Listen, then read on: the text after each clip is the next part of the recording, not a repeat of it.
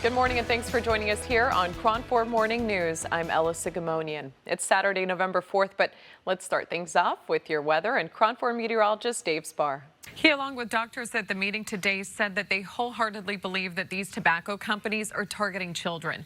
One doctor telling me that he thinks that they're trying to hook the customers before the age of 19 because they will then be more likely to become lifelong smokers. So the ACC will span coast to coast and down to Florida now that these two local colleges, along with Southern Methodist University, announced today that they're joining the conference to bring the total up to 18 members nationwide. That's exactly right. People have gathered here in the heart of the Castro, in front of the theater where Heckelina has performed many a time, to honor her life and legacy as a premier drag performer, not just here in San Francisco, but around the world. People dressed to the nines in her honor came in style and fashion, smiling, singing, dancing, crying at times, and this was truly a celebration of life. This is one of the best places to be for the fireworks show, and you can see why. I mean, we've got the Bay Bridge, the glimmering lights, and the iconic ferry building clock tower, which is helping us to count down to the stroke of midnight. Driving past Sonoma County fields, you might have noticed that it took just a little bit longer for these leaves to change color, and soon you'll be able to taste the difference. So many personal stories were shared with the public today, told by everyone from the vice president to Feinstein's own granddaughter. The Bay Area is home to Palestinians, both Christian and Muslim. Here at this mosque, the Islamic community has been coming together daily in order to console one another and pray that the violence ends abroad.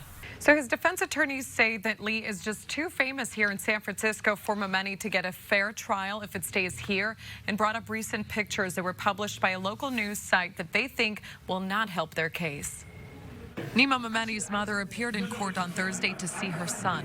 She was flanked by 3 defense attorneys who are working on his case. Momeni is accused of stabbing and killing tech CEO Bob Lee, who founded the Cash App. His lawyers requested 2 motions, including a change of venue. They believe Lee to be a celebrity in the Bay Area, which they claim could prevent a local jury from making a fair decision. Bob Lee is a local luminary in the tech industry, and that's what San Francisco is. It's known for being Silicon Valley. So it's kind of like if a Los Angeles Laker is the victim of a homicide. You think that the defendant would be able to get a fair trial in LA? I don't think so. They explained there were already plans in the works for the request, but they moved it up when an article by the San Francisco Standard published pre-trial photos this weekend of Momeni in his cell with a few books, like one on psychology and the other a biography on Napoleon Bonaparte. Despite Momeni's direct eye contact, they claim the photos were taken without permission. SF Standard editor-in-chief Julie McAdin told KRON 4 a freelance photographer had permission to take photos inside the jail, and Nima Momeni gave the photographer permission to have his photo taken.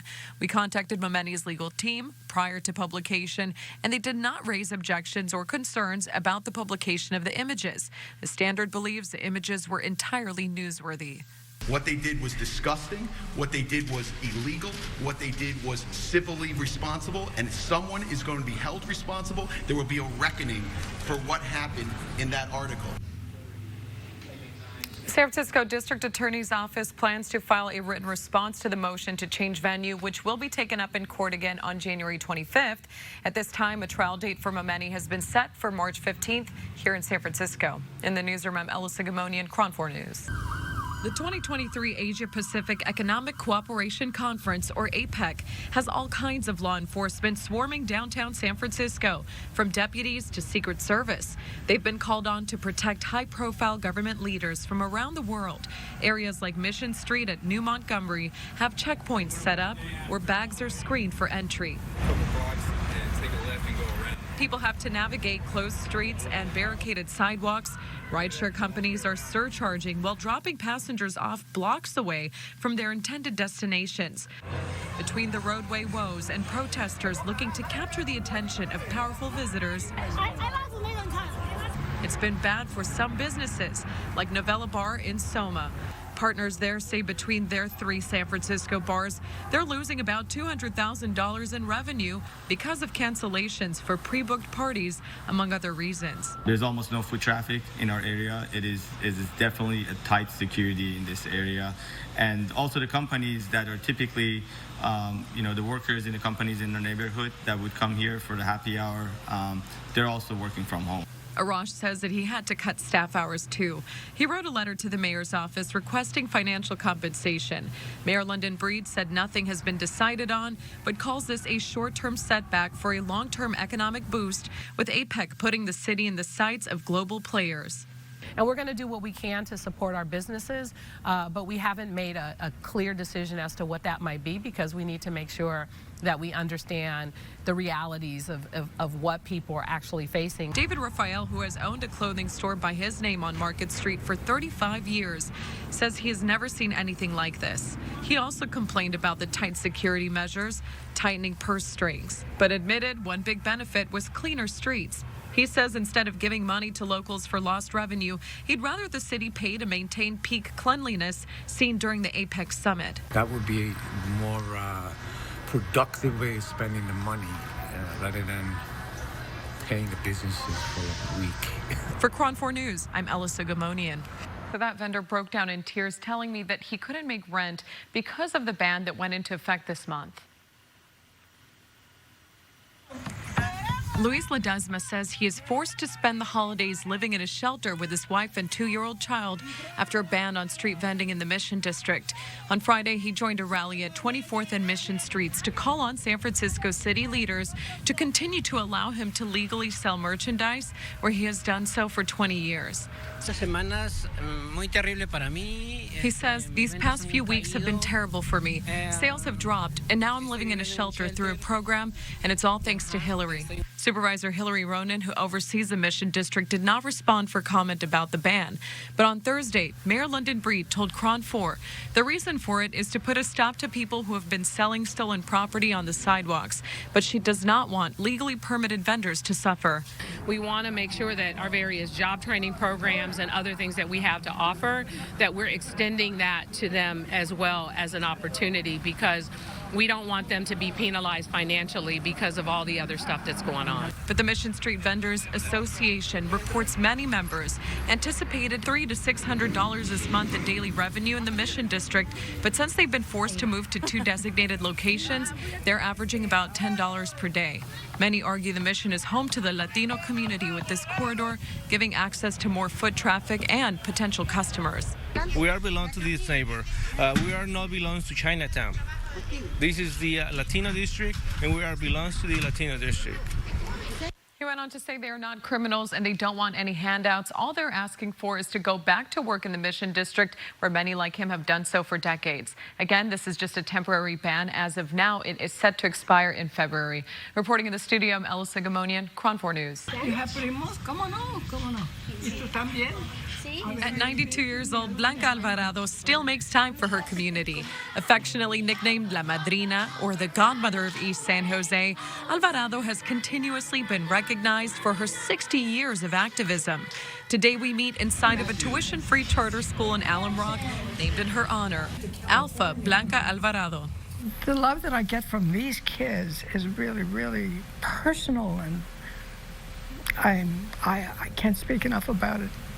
Alvarado was raised by a coal miner in Colorado. When she was a teen, her family came to San Jose for what was supposed to be a temporary stay while her father worked in the fields. When he got a permanent job as a foreman, Alvarado planted roots and went to work. She explains she was drawn to public service early on in high school. For the poor, we wanted to have food drives, clothing drives, and so our idealism was reflected at that moment. But throughout my entire life, there has been examples of activism, not by myself, but in combination with other movements. Later in life, Alvarado married but divorced. As a single mom to 5 children, she always kept a day job to support her family, but remained deeply involved in grassroots movements. She worked alongside civil rights icons like Cesar Chavez to help start the United Farm Workers Union. The farm worker movement, I think, activated so many of us at a higher level. We had been grassroots people for a long time, looking for equality and justice in pursuit of our right to achieve elevations within society. Then in 1978, Alvarado, who was already entrenched in the community, says a stranger walked into her office and introduced himself as a candidate for council member to represent East San Jose. That's when she says it was time to take the lead herself so that someone familiar with the people and local issues would be at the helm. I had no plans to run for the city council until that incident happened.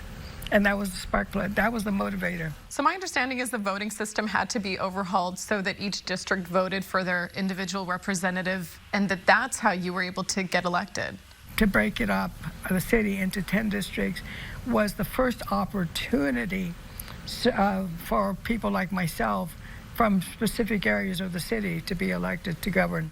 At 49 years old, Alvarado would be elected as the first Latina to San Jose City Council in 1980, embodying the representation she so desperately wanted to see in local politics. She later moved on to serve as vice mayor and as a supervisor for Santa Clara County. I imagine there's a lot of pressure in being the first. I opened the door for a lot of people that the door had been closed on for a long, long time. And I think that's probably more important than being the first. From battling slumlords to creating a first-of-its-kind children's health initiative and building the Mexican Heritage Plaza, Alvarado says she's always strived to govern by reflecting the views and the needs of the community. The cultural hub still plays host to all types of festivities for everyone to enjoy. You've served the South Bay for 6 decades. What's it like to know that the seeds you planted then are still bearing fruit of your labor?